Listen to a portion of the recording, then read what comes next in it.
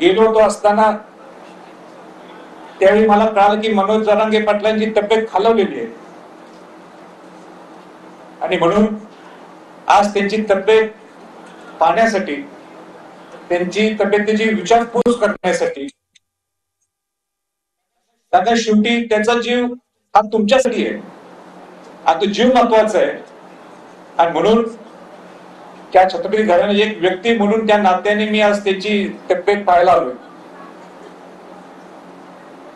अत्यंत मला दुःखी वाटतंय, वेदना आहे की एवढी तब्येत खालावून सुद्धा आता तर त्यांनी सलाईन सुद्धा घ्यायचं बंद केलेलं आहे आणि सरकार निवांत मुंबईला एअर कंडिशन ऑफिस मध्ये बसलेलं आहे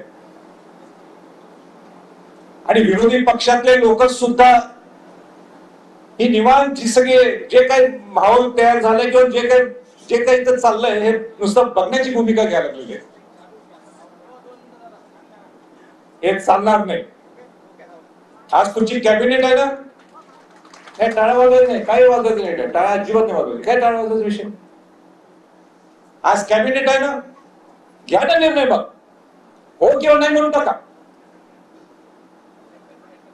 ही काय पद्धत आहे? एवढं तब्येत स्वतः इथलं मेडिकल रिपोर्ट जातो तिकडं, मेडिकल रिपोर्ट इतका वाईट आहे, काही होऊ शकते आणि त्याला तुम्ही जबाबदार असणार. मग